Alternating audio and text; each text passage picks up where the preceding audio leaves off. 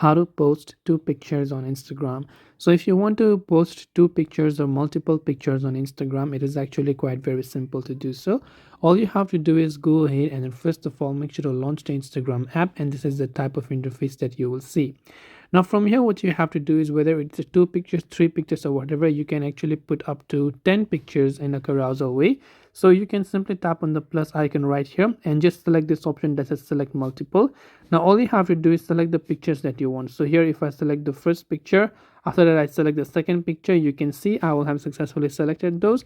Then I can tap on the next option and I can see I have added two pictures. I can also add more.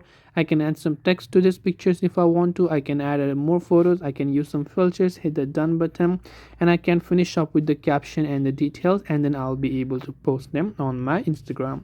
And this way I'll be able to post two pictures on Instagram. I hope that this video helped you. If you have got any further questions, feel free to also leave them down in the comment section below.